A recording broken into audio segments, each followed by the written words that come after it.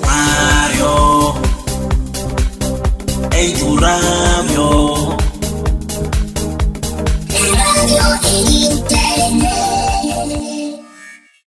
Hemos venido hasta la Universidad Tecnológica de Chocó para charlar, para conversar, no con el rector de la Universidad Tecnológica de Chocó, sino con el amigo David Emilio Valencia, y tocar algunos temas con él desde el sentido humano, pasando por su trayectoria profesional y también cuál es la expectativa que tiene frente al cargo que acaba de obtener como rector de la universidad. Doctor David, permítame, muchas gracias por habernos recibido aquí en este escenario académico. ¿Cómo se siente? Bueno, muy bien, Mario, muchas gracias por usted invitarme a esta entrevista.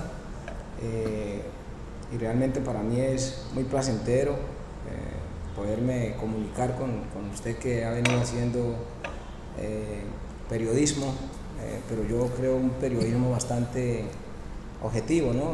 Y eso me agrada también, estar aquí a su lado, compartiendo unas palabras.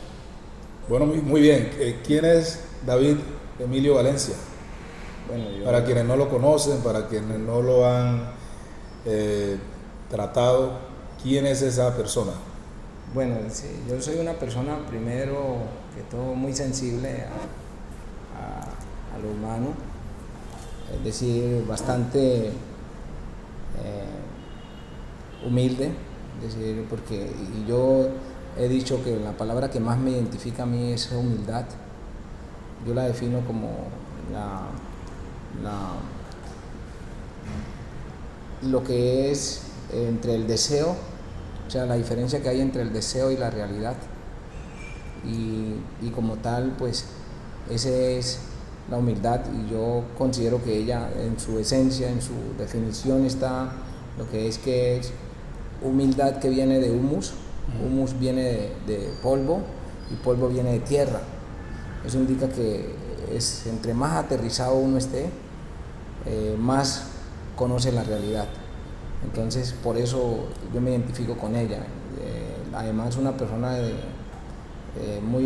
mucha capacidad de servicio, es decir, abierto siempre a servir, inclusive sin retribución, sin esperar retribución alguna. Yo tengo un lema que digo que el trabajo es directamente proporcional a lo que uno le puede regresar, como ingresos, ya sea a nivel financiero, económico, o a nivel de satisfacciones, ¿no? Entonces siempre mi vocación es de servir. También me describo como una persona, pues, amigo de respetar el medio ambiente, de estar muy cerca de lo que es la vida, pero la naturaleza.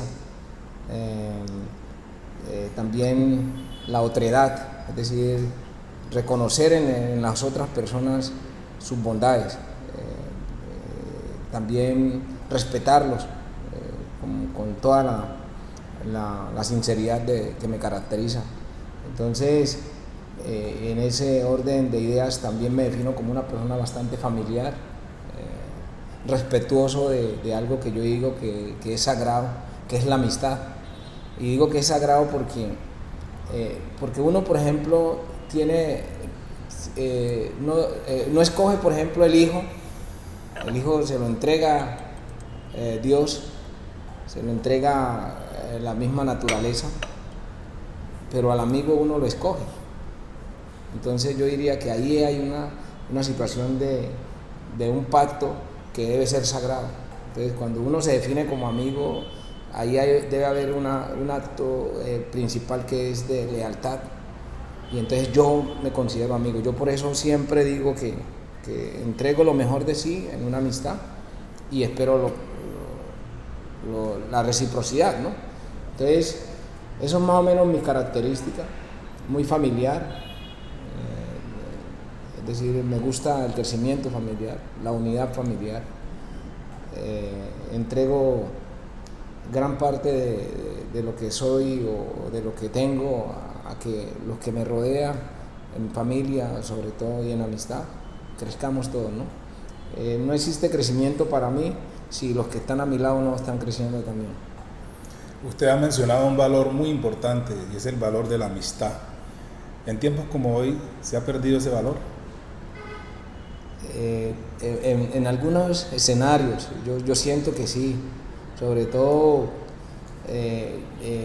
que cuando son amistades que surgen bajo intereses marcados, entonces ahí se pierde el valor de la amistad, ¿ya? Yo tengo amigos realmente que conservo desde la niñez. Todavía los conservo. Los conservo y son mis amigos. No nos reunimos todos los días, pero frente a cualquier hecho, por ejemplo, de lo que dice Walter Rizzo, hay dos eventos que unen a la gente: la tristeza y la alegría. ¿Listo? Entonces, yo considero, cuando he tenido tristeza, por ejemplo, cuando murió mi madre, que es el ser más querido de uno,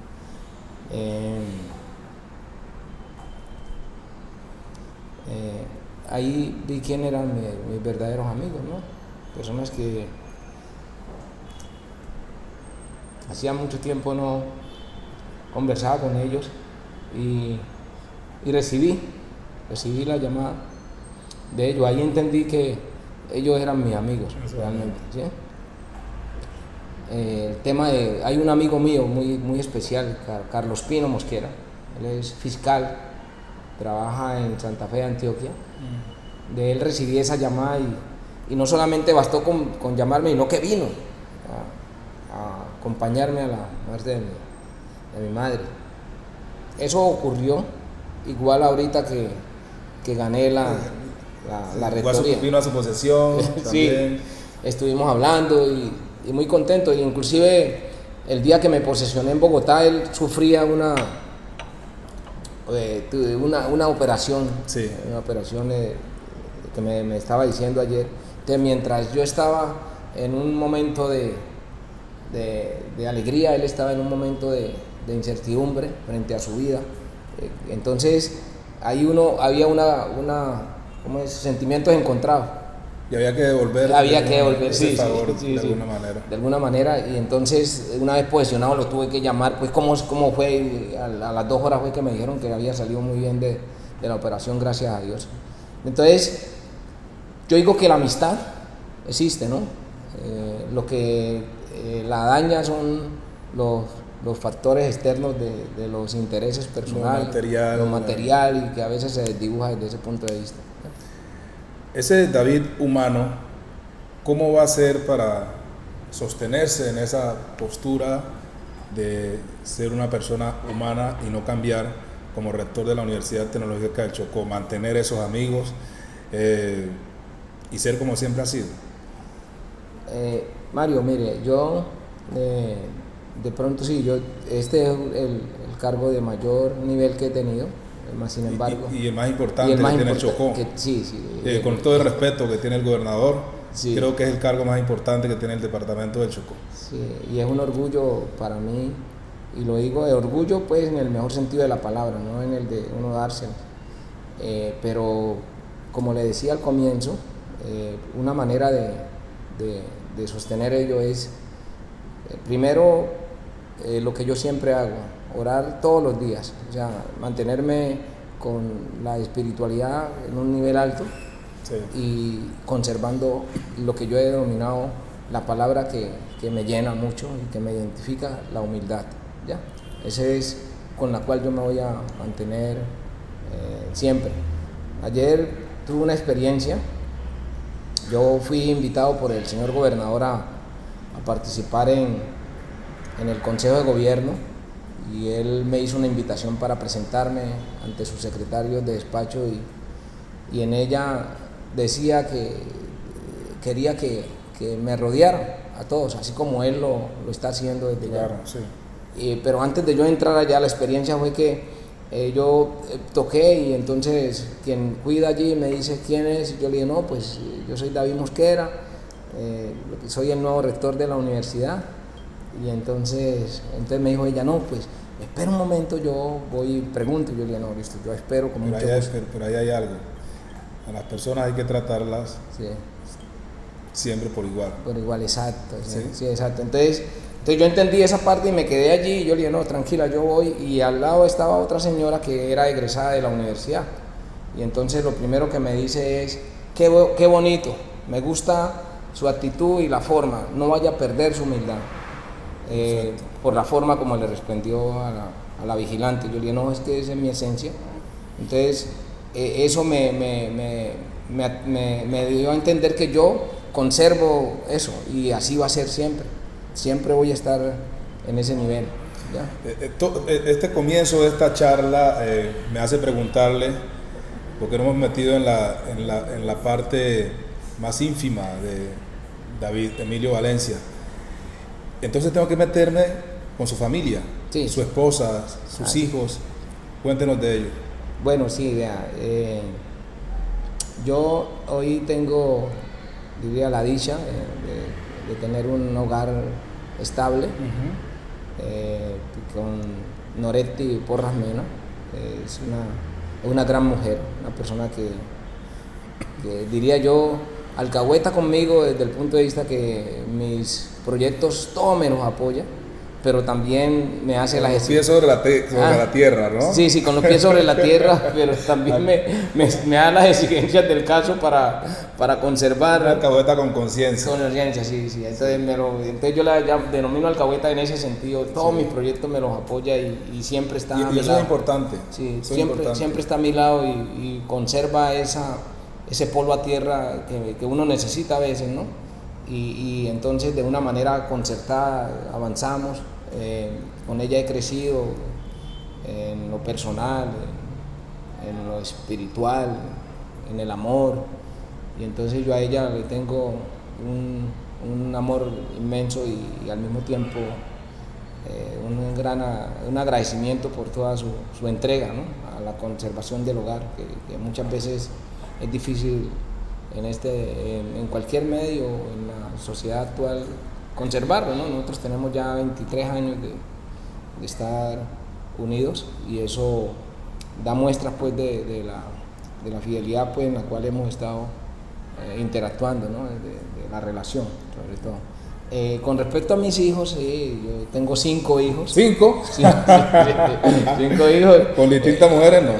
No, mira, sí, hay una, con distintos, pero es decir que son 3 de una primera. Una sola mujer. Sí, una sola mujer y 2 pues ya Con su compañera sí, actual. Sí, exactamente. ¿Se ha portado bien?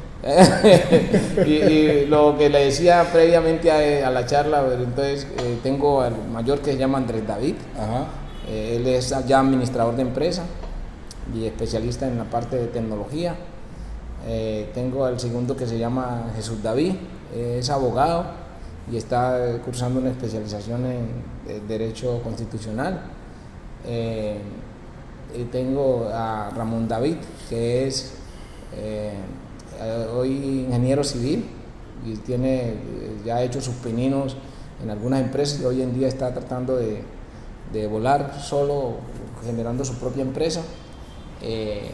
Hay una niña, la única mujer, de nombre Darey Carmela, que es contadora.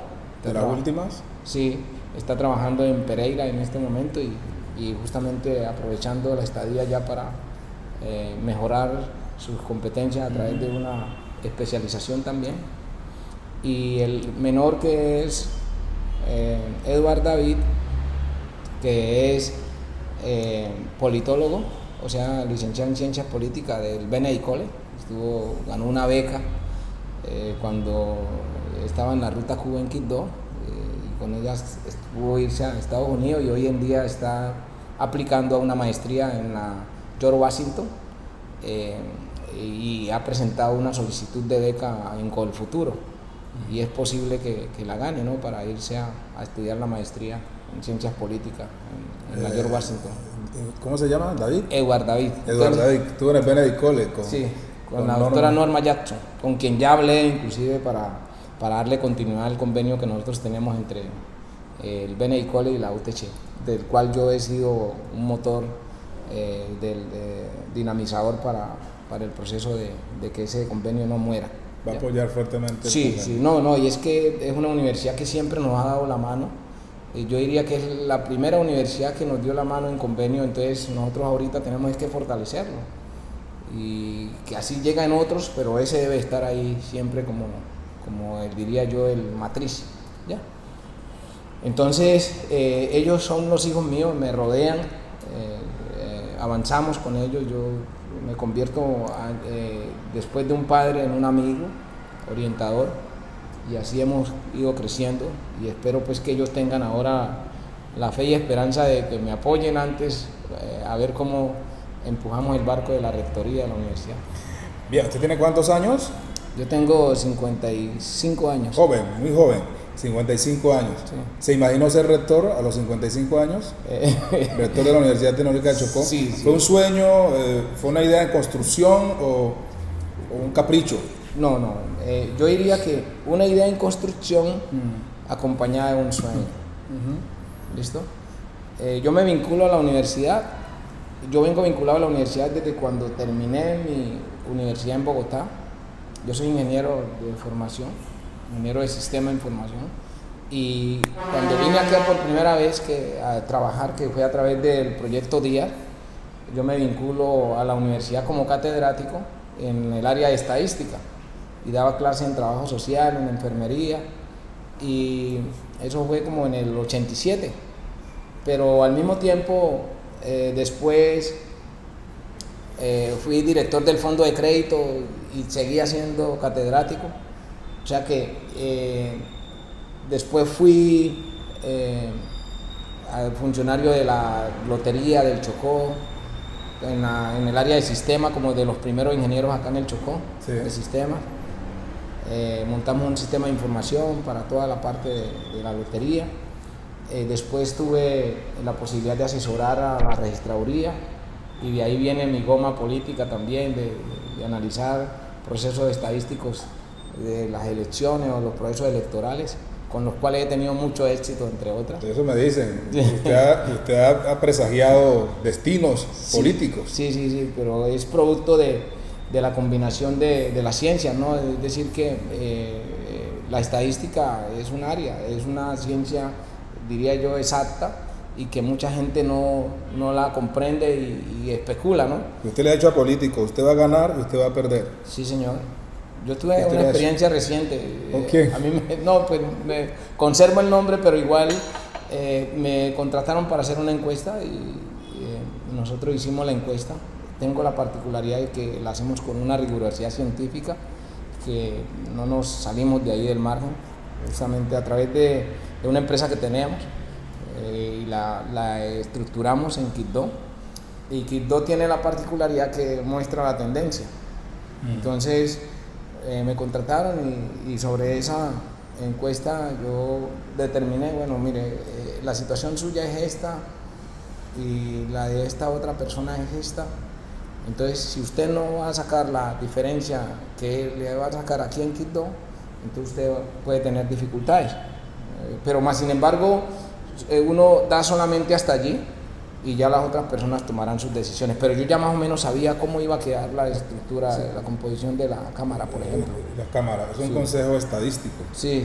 Entonces, son herramientas que hay que utilizar en los procesos para uno poder orientarse, ¿ya?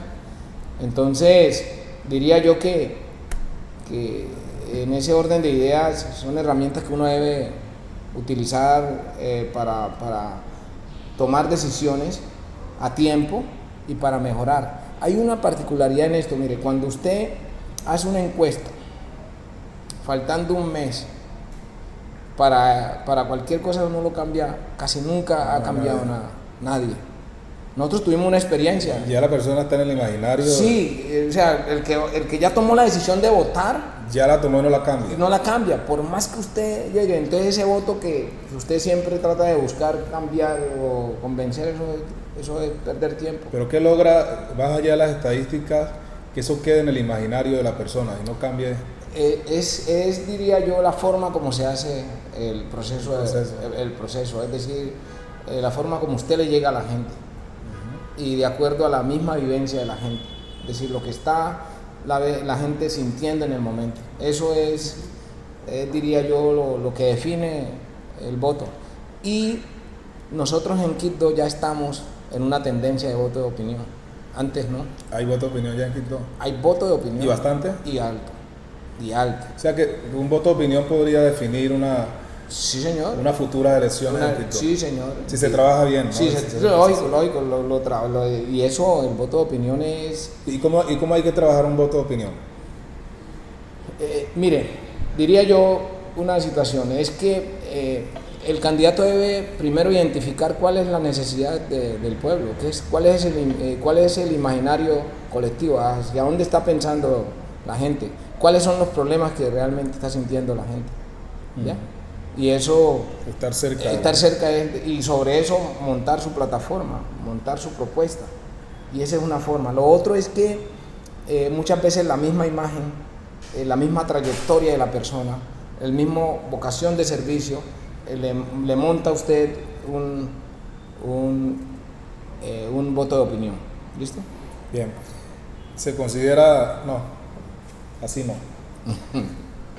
Dicen que usted es el mejor estadista que tiene el departamento del Chocó. ¿Se considera usted el mejor estadista? Pero mire, yo diría que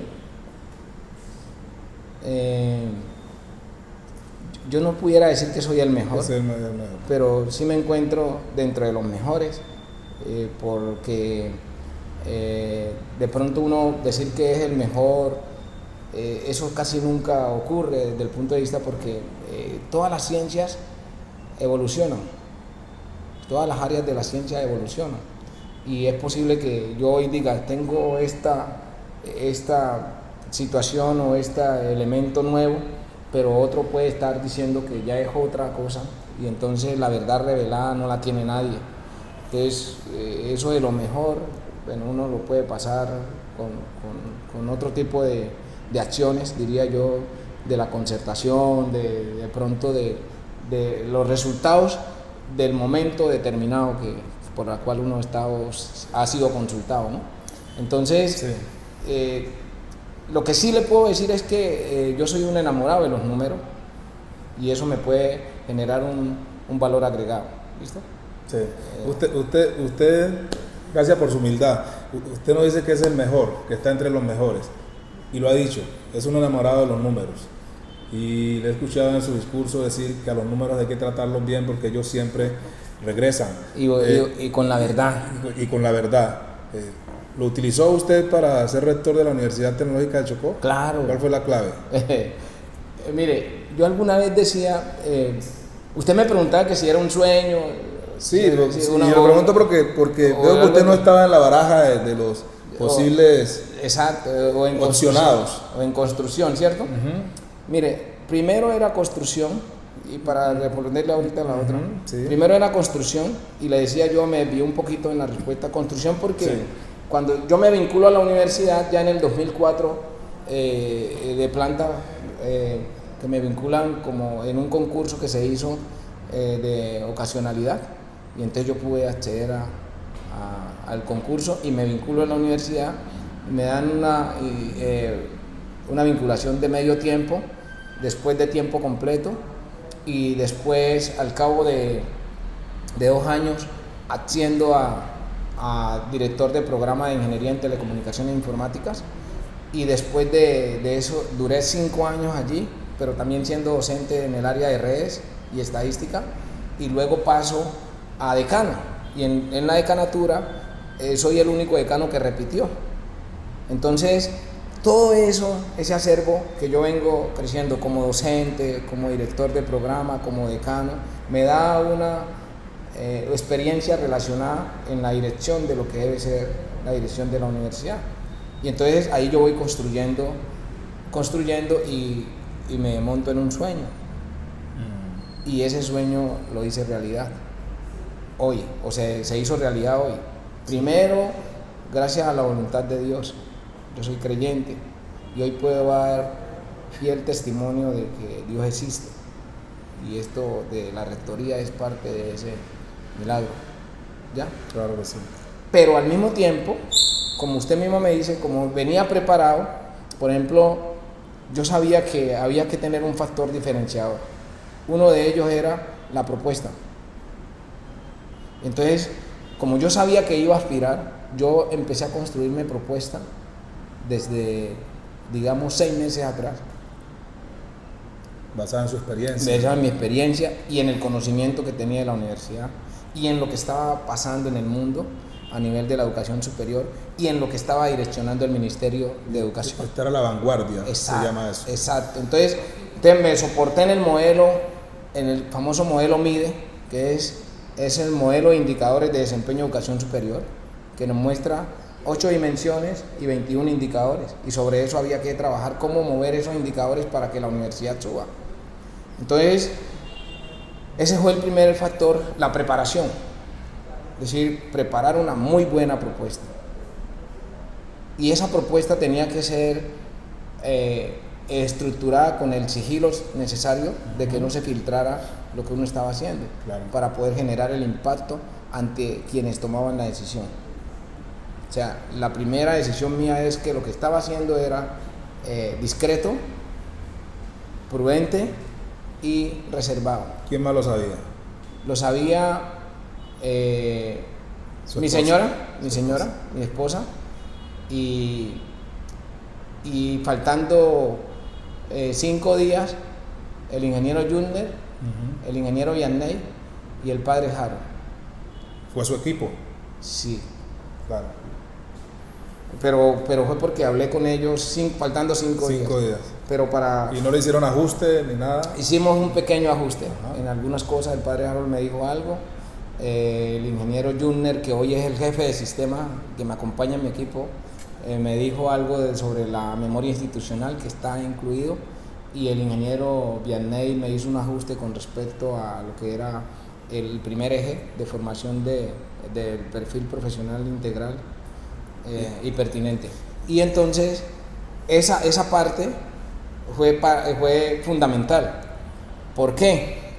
Bueno, esta parte fue fundamental porque primero que todo, no lo he dicho yo y con el respeto de todos mis demás compañeros candidatos, lo dijo fue la ministra, que mi propuesta había sido la mejor. Eso es, así es. Ella lo dijo, no fui yo, vuelvo y lo digo y le respeto. Y eso lo convierte. Y eso fue un factor diferenciador para la segunda vuelta. ¿Que lo convierte a usted en la tercería? Exactamente. Bien. Ahí surge la tercería. O sea que mire que sirvió parte de mi estrategia, que era la preparación. Claro que sí. La constancia, la disciplina, la semblanza. Sí. Y viene la otra. Y ahí viene la otra parte de mi estrategia, que fue, yo dije, bueno, mi formación inicial es de ingeniero. Nosotros los ingenieros manejamos las ciencias básicas en formación inicial. Y digo, ¿qué de las ciencias básicas me sirve para esto? Preguntaba yo. Entonces empecé a revisar y entonces encontré la teoría de conjuntos. Y en la teoría de conjuntos saqué lo que es la intersección de la teoría de conjuntos, que es X tal que X. Ya está metiéndole usted matemática. Exacto. Allí. Entonces, X tal que X es elemento común a todos los conjuntos.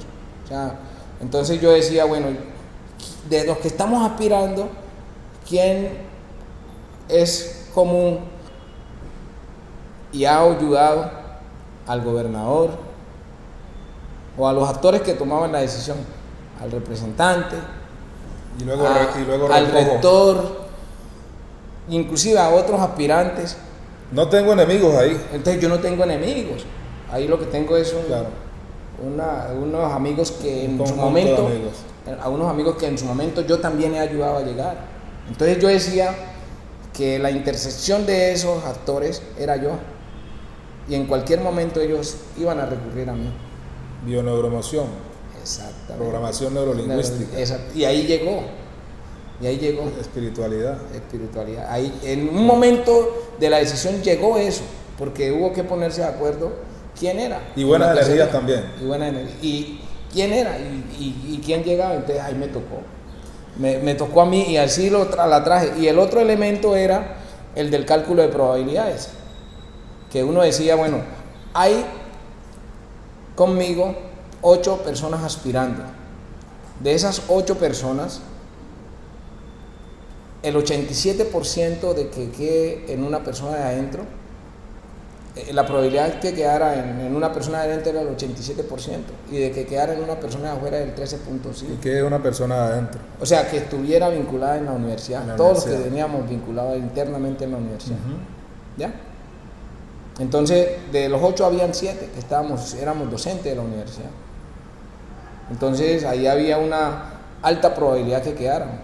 Y si a esa probabilidad le sumábamos lo de la teoría de conjunto de la intersección, ¿quién era el más probable? Era yo. Entonces, la espiritualidad de creer en Dios, la premonición que tenía alguna vez, y ahora le cuento de eso, más la aplicación de la teoría de conjunto, más el cálculo de probabilidad, me hicieron hoy rector. Excelente. Ya. Una reflexión de vida. Sí, señor, y yo hoy puedo dar fe de ello, yo puedo ser testimonio de fe. Bueno, doctor David, ya usted elegido rector de la Universidad Tecnológica de Chocó, ¿cuáles son sus prioridades? Sí, mire, la prioridad principal para mí es, por ejemplo, devolverle a la comunidad y a los seguidores míos una muy buena gestión, devolverle la confianza en mí. Primero en mí, la confianza que ellos han depositado en mí, porque hasta hoy no he conocido comentario negativo alguno de mi llegada. Y entonces yo tengo que agradecerle a la comunidad esa receptividad. Entonces yo tengo que devolverle con mucha responsabilidad y mucho compromiso este reto que hoy enfrento. Entonces esa es la primera expectativa. La segunda es recobrar la confianza dentro de la comunidad universitaria para efectos de que nos podamos comprometer en la gestión de avanzar frente a lo que hoy está exigiendo la administración de la educación superior en Colombia y en el mundo. ¿Y cómo mejorar la calidad de la educación? ¿Cómo mejorar, Sí. cómo certificar algunos programas que no están certificados y que la Universidad Tecnológica de Chocó avance hacia la excelencia? Y hemos venido diciendo, la Universidad Tecnológica del Chocó debe ser la punta de lanza del departamento, esa visión de desarrollo del departamento. ¿Cómo apuntarle a eso? Sí, mire, nosotros, por ejemplo, al llegar a la institución, nos encontramos con, yo diría, una gran oportunidad que surge de una visita que le hizo el Ministerio a través de la Oficina de Inspección y Vigilancia de la Universidad. Sí. Y yo digo una gran oportunidad porque esa visita arroja un informe, y ese informe nos genera unas condiciones o unas obligaciones de cumplirlas de acuerdo a la norma que está establecida, que es la norma de inspección y vigilancia, la ley 1740 del 2017. Es recientemente creada, pero que nos dice a nosotros qué tenemos que hacer frente a un informe de ello, que es un plan de mejoramiento. Pero da la casualidad de que ese plan de mejoramiento, muchas de las observaciones que están ahí ya están contempladas en la visión de propuesta que yo presenté. Y eso me va a garantizar que, como mínimo, y de acuerdo a lo que se ha expresado desde el Ministerio, nosotros podamos estructurar un plan de mejora y yo lo voy a presentar así a la ministra y al Consejo Superior dentro del plan de gestión rectoral de mis 3 años. Entonces, a partir de allí, como hay unos ejes bien establecidos, y quiero decirle que mover un indicador no se logra de un año a otro.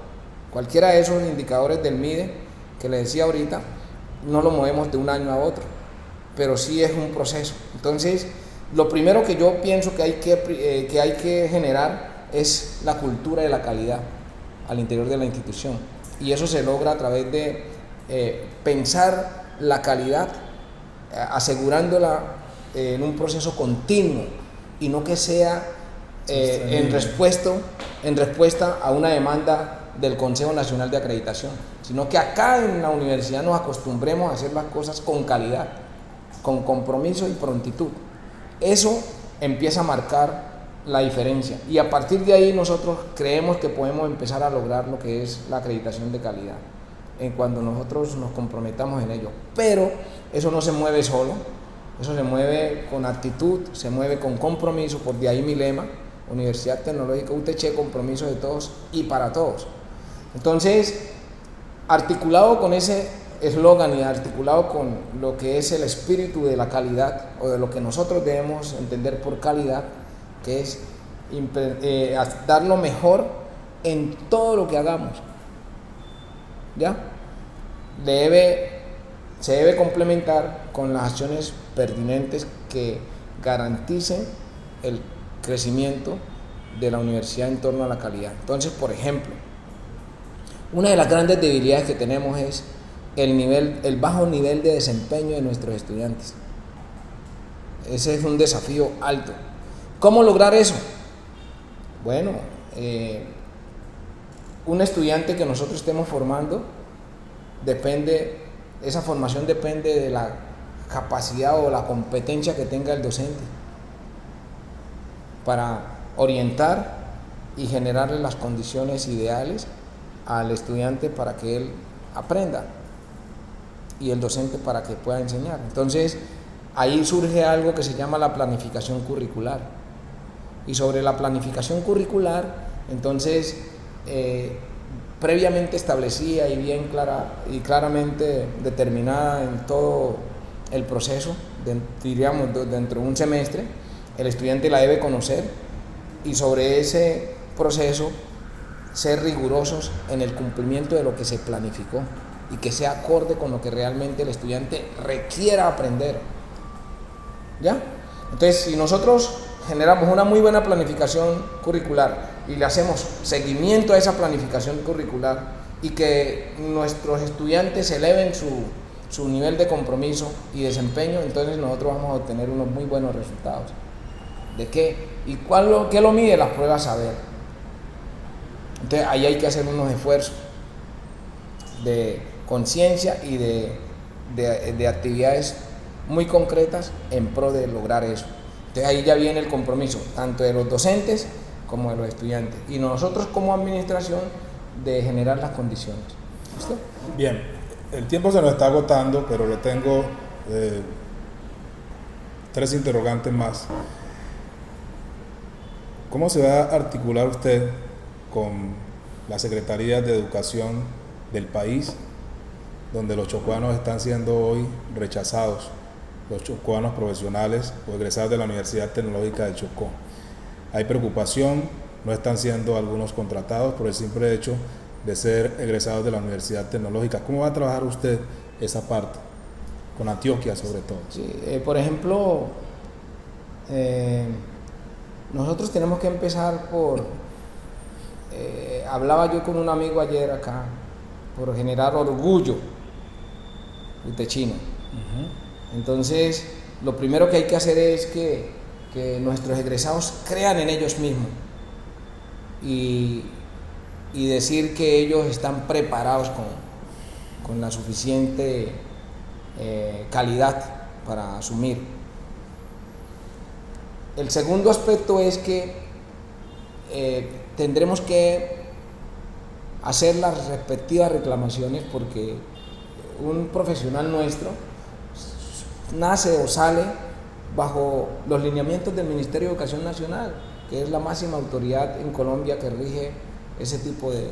Entonces no puede haber discriminación alguna frente a alguien que tiene el título. Usted sabe que en todo esto nadie nació aprendido, y en cualquier momento yo lo tildo más bien como una situación de exclusión antes que inclusión, y de celos antes que tal. Entonces, una forma es que nosotros, la Universidad Tecnológica del Chocó, para mí tiene más vocación de docencia que de investigación. Entonces lo que nosotros tenemos que hacer es fortalecer la facultad más grande que hay, que es educación. Y sobre ese fortalecimiento de educación, dar a conocerla a través de intercambios, a través de eventos nacionales e internacionales que salgan desde el Chocó, y que muchos de nuestros docentes que son educadores, que pertenecen al área de la Educación. de la Facultad de Educación, empiecen a exponer ante el mundo, ante Colombia, toda la investigación que han hecho con respecto a educación. Y si no, y en algunos otros casos, incentivar ese tipo de investigación en educación desde el aula y también en investigación cotidiana para que sea exportada como algo novedoso y que empiecen a generar otra vez, a retomar la confianza y también a darnos a conocer en lo que hacemos en educación. ¿Ya? Porque el 54% de nuestra población, tanto a nivel de docentes como a nivel de estudiantes, es del área de la Facultad de Educación. Entonces, un esfuerzo en este sentido nos catapultaría no solamente en indicadores, sino también en conocimiento de lo que hacemos, porque acá hay profesionales muy valiosos que han escrito muchas cosas y que realmente deben ser conocidas por el país y el mundo. Entonces, a través de estos eventos y haciéndole una muy buena publicidad, para lo cual lo invito a que nos ayude, Claro que sí. podemos realmente empezar a recobrar la confianza y la credibilidad de lo que nosotros somos. Le hago una moción. Me llama poderosamente la atención porque fui catedrático de ese programa, Gestión Turística y Hotelera. Da tristeza darle clase en un semestre a 3 estudiantes cuando tenemos un gran potencial en el departamento del Chocó, que es el turismo, que debe ser otro componente, aparte de la educación, que la universidad debería abanderarse. ¿Cómo fortalecer esa facultad? Porque está muy pobre. Sí, ahí juega un papel importante lo que yo he venido denominando la articulación. Nosotros tenemos que articular el programa, una verdadera articulación del programa con la industria del turismo. Claro. Y que de acá empecemos, desde la industria del turismo se empiece a generar esa demanda respectiva para poder generar la atracción de nuestros jóvenes a que vayan hacia... Y articular el componente educativo también. Exactamente, articularlo desde ese punto de vista. Y diría yo, por ejemplo, en el tema de Vallasolano. El tema de Vallasolano se convierte entonces en un nicho de mercado natural para que de Nuquí, Vallasolano, Jurado, nuestros jóvenes impulsen. Que ya hay sede allá. Un centro de desarrollo regional. ¿Cuál es la diferencia? Es que una sede es casi que decir que debe tener todas las condiciones como de la sede principal. Y eso nos genera unos problemas de acreditación, porque entonces ya no son 5 programas en el caso nuestro, sino que tendrían que ser 10, y eso nos generaría dificultades. Y también estructurar una sede implica estructura orgánica casi que independiente, y las condiciones financieras y económicas de la universidad no están dadas para nosotros estructurar esa. O sea que el término sede no cabe ahí, es centros de desarrollo subregional, y que se van a ir estructurando de acuerdo a la vocación de cada subregión. Entonces, en el tema de Vallasolano, y allá tenemos que hacer una apuesta, es que cómo impulsamos la industria a través de la academia, la industria hotelera, diría yo, la industria turística. Y entonces ahí habría una gran oportunidad para crecer el programa que usted me dice. ¿Y en el centro también se llama Centro en Ismina? Sí, Centro de Desarrollo Subregional de Ismina. ¿Y cuál es y usted sabe que Ismina, yo diría que por la conurbación y de acuerdo a la ubicación geoestratégica del San Juan, la zona del San Juan es la zona más expedita para su desarrollo, y fácilmente. Entonces allá confluyen todas las áreas del conocimiento, y usted sabe que por ejemplo, hablar de trabajo social allá es un componente fuerte, porque es una región que fue azotada duramente por la violencia. Conflicto. Tenemos el tema de todo el componente minero, toda la degradación. Entonces allá surgiría ingeniería ambiental como una gran alternativa. agroforestal y de pronto algunos otros componentes relacionados con todo el tema de la explotación minera, ¿no? Entonces ahí pudiéramos estar hablando de una ingeniería de minas o la misma tecnología de minas que tenemos, pero ya ver cómo pasamos de lo artesanal a lo técnico, tecnológico, que permita una mejor explotación y amigable con el medio ambiente. Señor rector de la Universidad Tecnológica de Chocó, penúltima pregunta.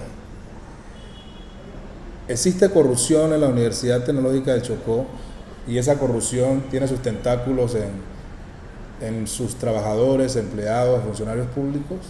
Bueno, usted sabe que el término corrupción es un término de moda en Colombia, en el mundo. Yo no me atrevería a decir existe o no, pero igual estoy en un proceso de empalme que me permitirá determinar, cuáles son los niveles. Sí. Existen también, no conozco pues informes relacionados con los organismos de control. Lo que yo pienso es que es posible que producto de algunos informes se pueda interpretar falencias antes que corrupción, ¿ya? Yo lo miro desde ese punto de vista. Entonces, falencias que administrativas que la gente puede convertir o mencionar que son corrupción y a mí no me consta de eso. Pero los expertos se atreven a decir que no solamente corrupción es quien se roba el erario, sí, o corrupción es quien pide dinero, sino, pues aquí se habla de un tema, rector, y no es ajeno. Se presume y se comenta en la calle que los profesores catedráticos le hacen propuestas indecentes a las alumnas para que ellas puedan ganar la materia. Eso es parte de la corrupción y puede ser un comportamiento, ¿cómo dice usted? Una falencia de la universidad. ¿Cómo combatir ese tipo de cosas? Yo particularmente estoy en un proceso. Yo he dicho que, por ejemplo, nosotros para la vinculación de catedráticos el próximo semestre, y ya di la orden ayer a planeación, que debemos estructurar una convocatoria para poder hacer la selección efectiva de que los catedráticos que estén dentro de la universidad al menos cumplan con los requisitos en su totalidad y que nos garanticen bajo esa convocatoria, sí, que los que van a entrar a la universidad sean idóneos. Es una medida que de pronto va a sonar antipopular, pero la necesitamos. Sí. Y de paso, eso es un filtro. Es un filtro y de paso allí vamos a combatir ello. Lo otro es que yo, particularmente como rector, algunos me criticarán, pero yo lo hago con amor. Yo soy muy amigo de la población estudiantil, entonces yo estoy yendo a los salones, yo estoy llegando 6:30, 7. Estoy recorriendo los salones. Hoy, por ejemplo, lo voy a hacer en la noche. El rector más cerca de los alumnos. Exacto. Ahí le regalo ese eslogan. Bueno, sí, eso está ahí.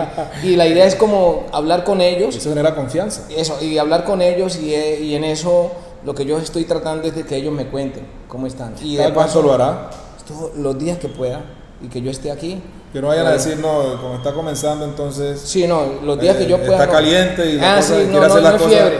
No es fiebre. No es fiebre, es algo que yo siempre... Es una costumbre. Sí, es algo que yo siempre digo. Inclusive, estoy pensando que voy a hacer clubes de charlas con el rector, de los estudiantes conmigo. Qué bien. Que nosotros nos ¿En el Coliseo?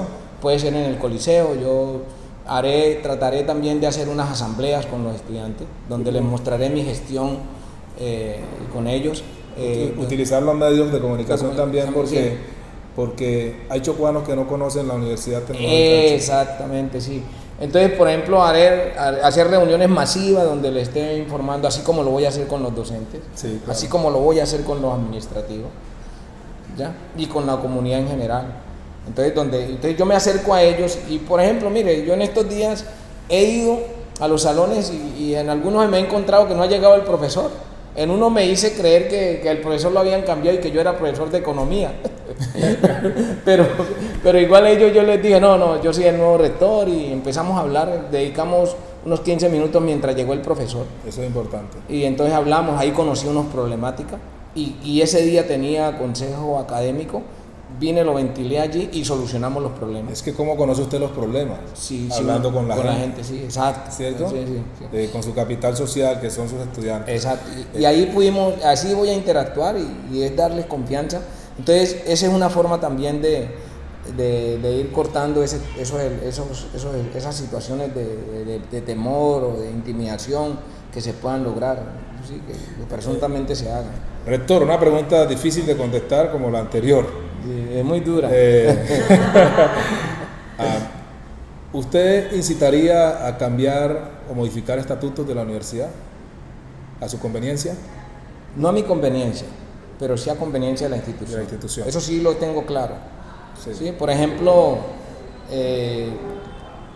yo ya estoy pendiente, ya estamos haciendo una revisión del estatuto actual y vamos a solicitar al Consejo Superior, por conveniencia institucional, unas modificaciones. Por ejemplo, una. Hay un proceso de que hay que elegir a través de votación directa y secreta a decanos y jefes de programa. En esta fase de transición que tenemos nosotros, someternos a ello nos genera un problema de inestabilidad. Usted sabe lo que genera cualquier proceso eleccionario. Entonces ahí, concertadamente con los estamentos, vamos a dialogar y también presentar esa modificación. Los consejeros superiores, con algunos de los que he dialogado, están acorde, pues, puesto que estamos en una fase de transición y nosotros lo que tenemos es que no caldear los ánimos, sino pacificar lo más que podamos en estos primer años, por ejemplo, ¿no es cierto? Sí, entonces claro. ahí hay una modificación. También tenemos algunas otras unas exigencias que se hacen a unos cargos por fuera de lo que establece la norma matriz, que es el 1785, algo así.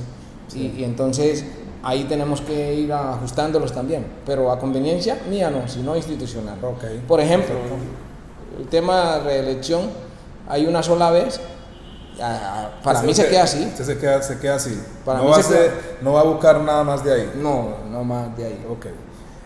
Y debe ser reelegido, si lo estipula así los estatutos y está haciendo las cosas bien, buscar la segunda oportunidad, eso no es malo. Rector, ¿va a hacer cambios? Sí, ya. ¿Cuáles?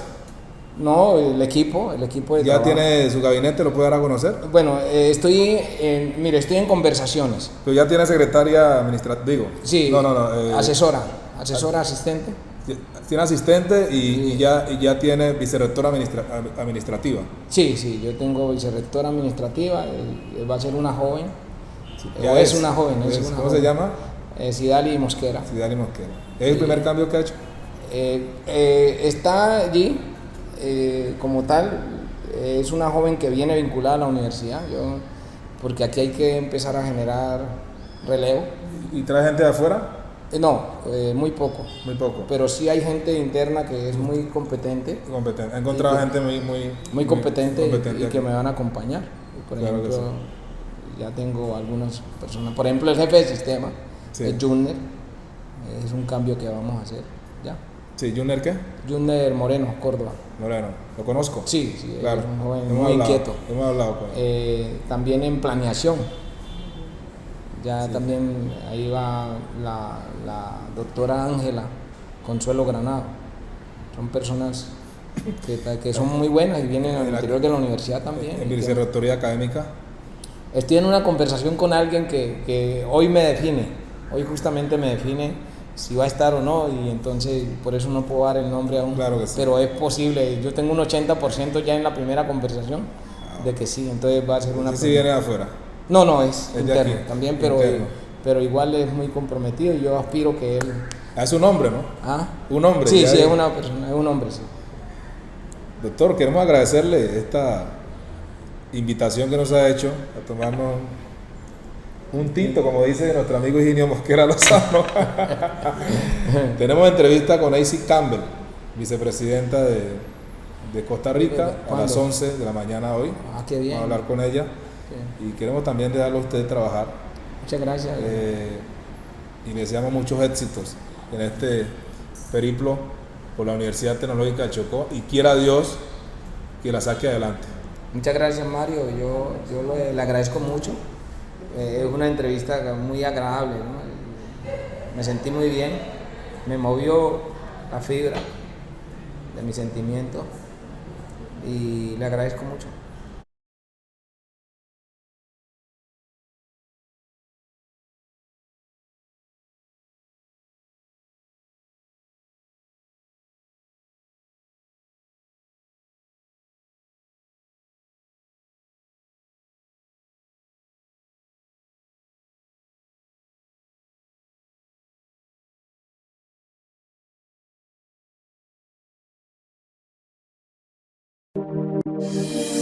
Mario, en tu radio. Radio Edit.